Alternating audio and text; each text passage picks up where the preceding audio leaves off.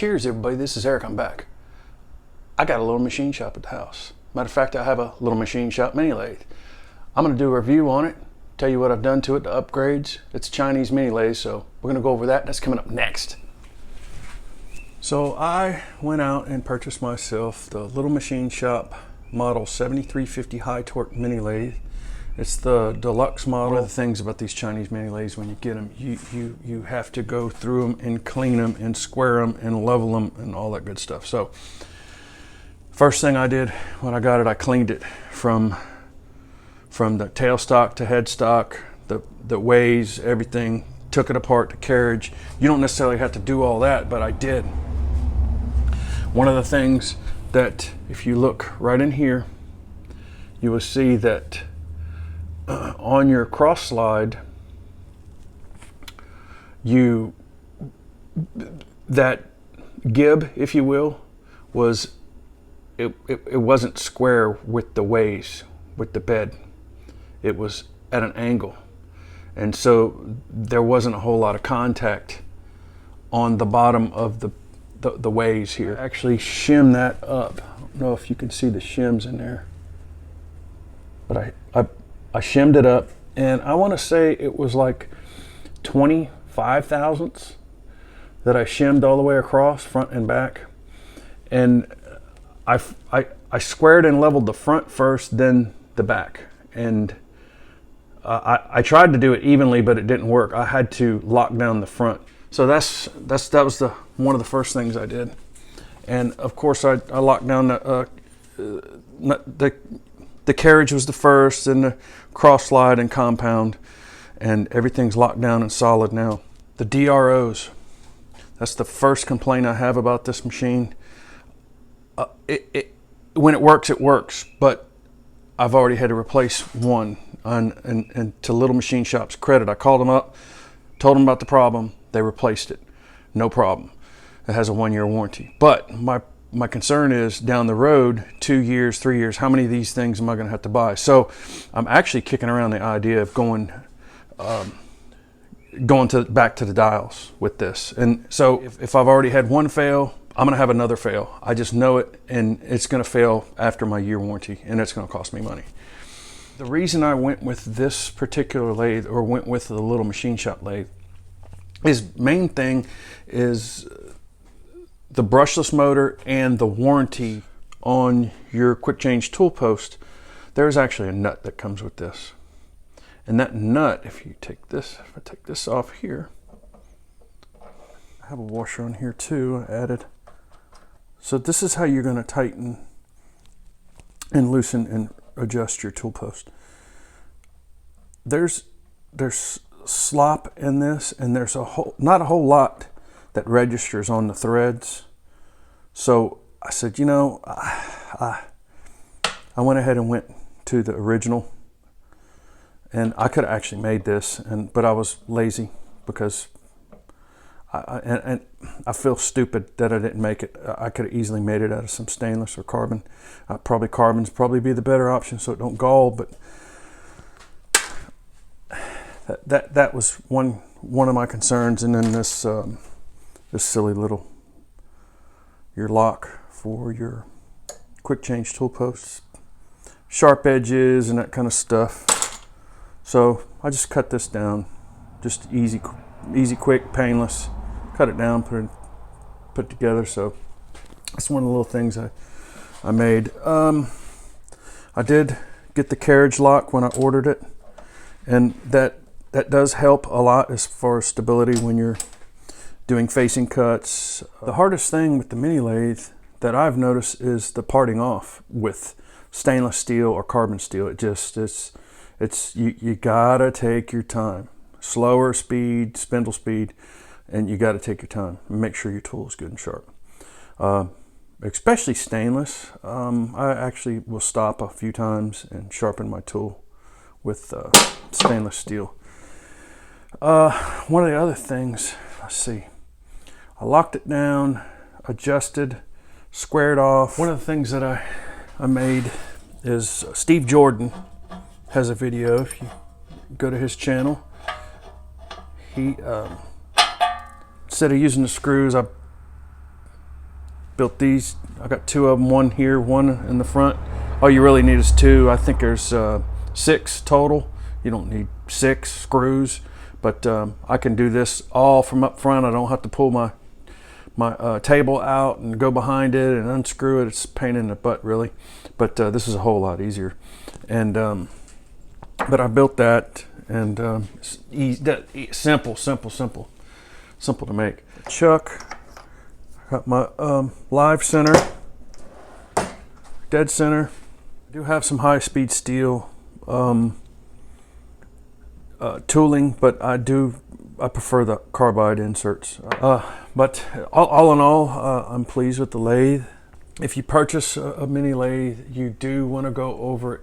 Check your belt, check your belt tension, check your gearing, check everything. You want to go through it front to back before you load it and put any load on it.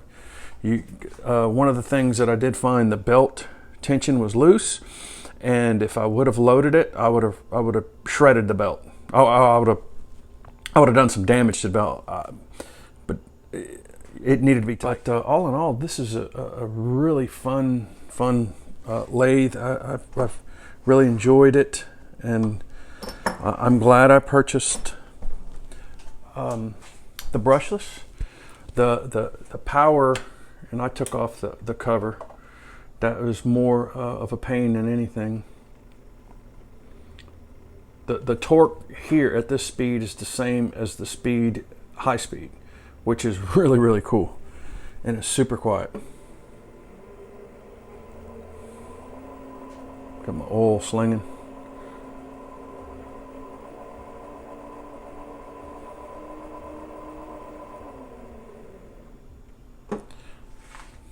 I'll go ahead and engage the lead screw. You can hear them gears now. Hear how much noise it makes now with the lead screw engaged. That's a whole lot of noise.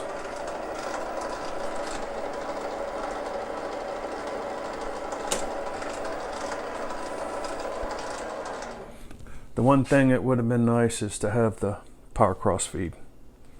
You know, that was another $500 to one step up to the bigger lathe.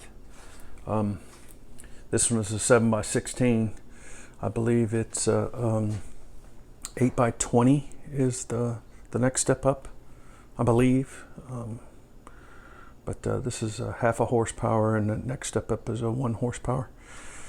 But this is doing everything that I need, and I do plan on buying a mill, and I'm going to go to the 1 horsepower mill when I purchase a mill, and I might purchase that this year.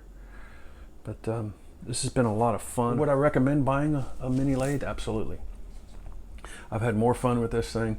I come out here and I can walk in here on an off day, and I'll spend 6 hours out here and I don't even realize it. And a lot of fun, a lot of cool things that you can build and make. And some of the things that I've made, this is my die holder. I made this one. This is my tap follower. Made this one. This is going to hold my Dremel.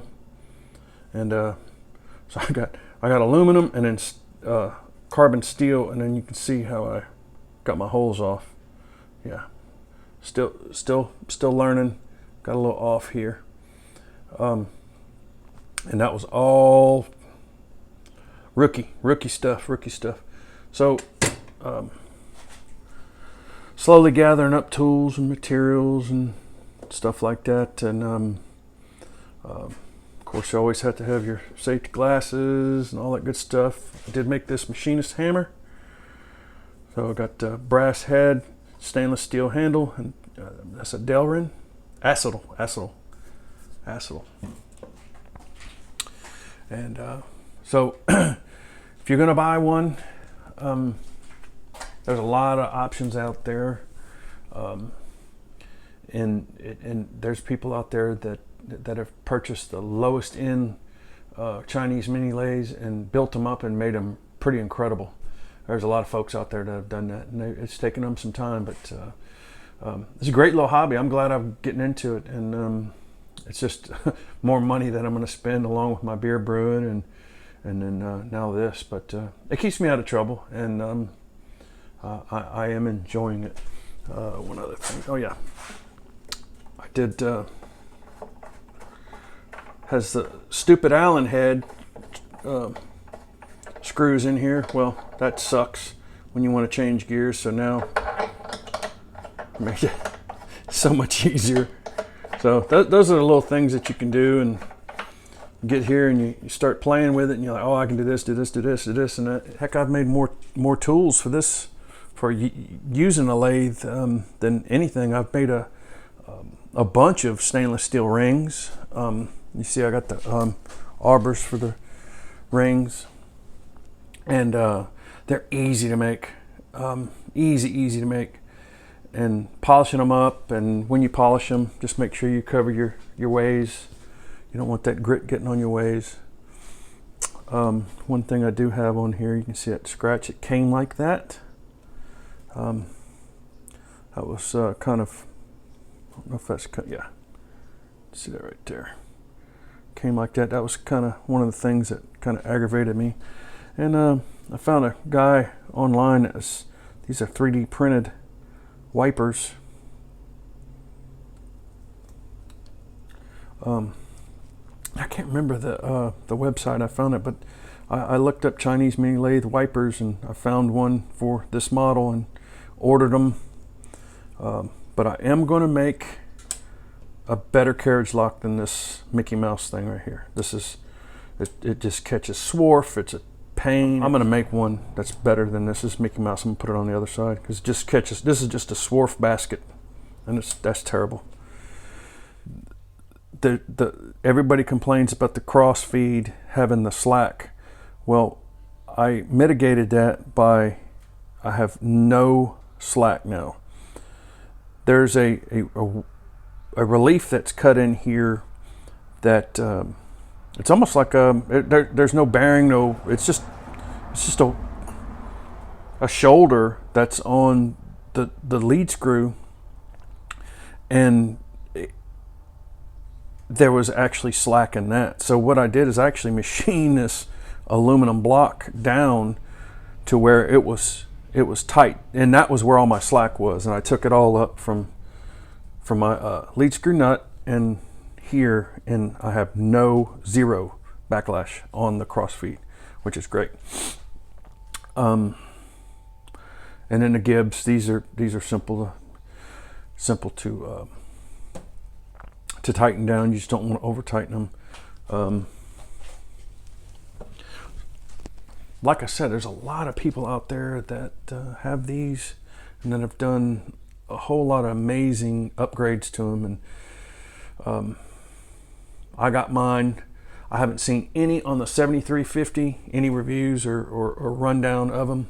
So I said, heck, I'm going to do one on it. And if you have any questions, please put them down below. Please subscribe. This is Eric. Thanks for watching, as always. And cheers.